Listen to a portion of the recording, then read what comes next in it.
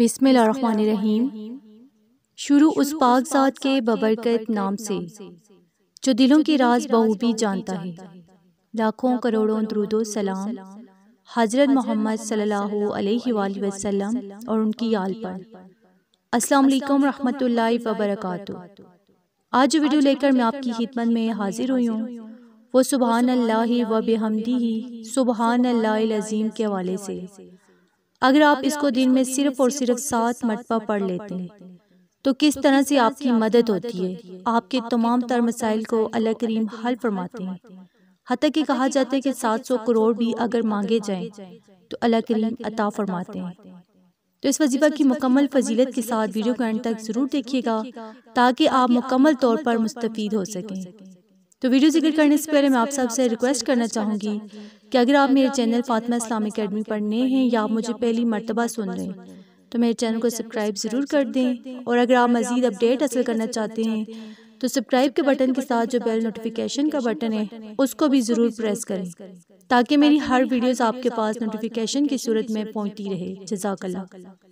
حضرت ابن عباس رضی اللہ عنہ سے روایت ہے کہ اللہ تعالیٰ نے جب عرش کو پیدا فرمایا تو کچھ فرشتوں نے اس کے اٹھانے کا حکم کچھ فرشتوں کو دیا، ان کو باری محسوس ہوا تو ارشاد فرمایا سبحان اللہ کہو، جس سے ان کو اٹھانا آسان ہو گیا۔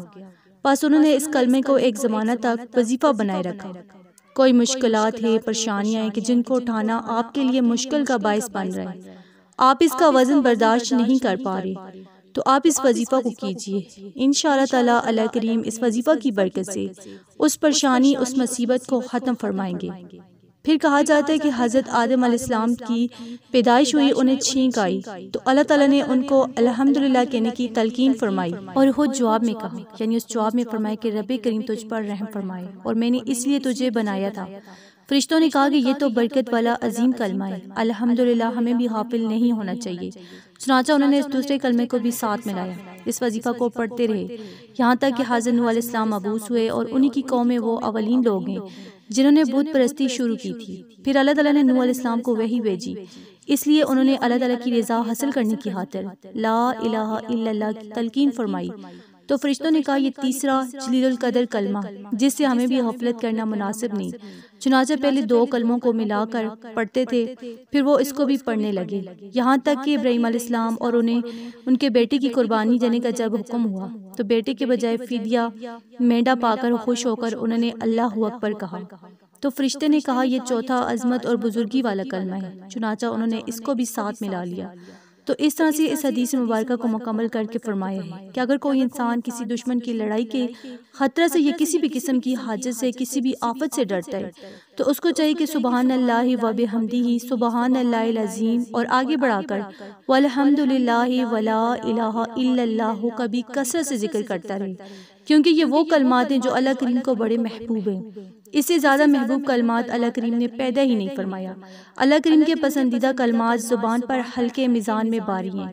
اب رزق اس کے حوالے سے دیا جاتا ہے، اس کے حوالے سے حضرت نوح علیہ السلام کے حوالے سے ایک روایت جو ہے وہ بتلائی جاتی ہے کہ جب نوح علیہ السلام کی وفات کا وقت قریب آیا تو انہوں نے اپنے بیٹے کو وصیت فرمائی کہ میں تجھے 2 کاموں کا حکم دیتا ہوں، 2 کاموں سے روکتا ہوں، وہ چیزیں جن کا حکم دیتا ہوں وہ لا الہ الا اللہ کا اختیار کرنا ہے، یعنی کہ لا الہ الا اللہ کو پڑھنا ہے، کیونکہ ترازو کے ایک پلڑے میں 7 آسمان 7 زمین رکھ دی جائیں اور دوسرے پلڑے میں لا الہ الا اللہ کو رکھ دیا جائے تو وہ کلمہ جس میں لا الہ الا اللہ ہے وہ پلڑا جھک جائے، اور فرمائے کہ کثرت سے سبحان اللہ و بحمدہ سبحان اللہ العظیم پڑھتے رہا کرو، کیونکہ اس کی برکت سے اللہ تعالیٰ مخلوق کو رزق عطا فرماتے ہیں۔ اور اس کے علاوہ انہوں نے فرمایا کہ 2 چیزوں سے تجھے منع کرتا ہوں، اللہ کے ساتھ شریک ٹھہرانے سے اور تکبر کرنے سے۔ تو انشاءاللہ تعالیٰ اگر آپ اس وظیفہ پر عمل کرتے ہیں اور اس طرح سے ہی اس کو پڑھتے ہیں سبحان اللہ و بحمدہ سبحان اللہ العظیم، اور اگر آپ اس کے ساتھ اس کی اضافت فرماتے ہیں جس طرح سے فرشتوں کا بھی یہ وظیفہ ہے، فرشتوں کا بھی یہ عمل ہے، سبحان اللہ والحمدللہ ولا الہ الا اللہ واللہ اکبر سبحان اللہ و بحمدہ سبحان اللہ العظیم، اگر آپ اس کو صرف اور صرف 7 مرتبہ پڑھ لیتے ہیں تو انشاءاللہ تعالیٰ آپ ہر قسم کی پریشانی سے محفوظ ہو جاتے ہیں۔ اللہ کریم ہر پریشانی کو آپ سے ختم فرما دیتے ہیں، جس طرح سے عرش سے بڑھ کر وزنی چیز کوئی بھی نہیں ہے۔ لیکن اس کا وزن بھی جب فرشتوں نے اٹھایا تو ان کو بھاری محسوس ہوا، تو انہوں نے ان کلمات کو اپنا ورد بنایا، تو اللہ کریم نے ان کو یہ کلمات سکھلا دیے۔ تو اگر آپ بھی کوئی پریشانی ہے، کوئی مشکل ہے، آپ ان کلمات کو اپنا ورد وظیفہ بناتے ہیں، صرف اور صرف 7 مرتبہ پڑھتے ہیں، تو اللہ کریم آپ پر مہربان ہوتے ہیں، آپ کی پریشانیوں کو ختم فرماتے ہیں اور آپ کی مشکلات کو حل فرماتے ہیں۔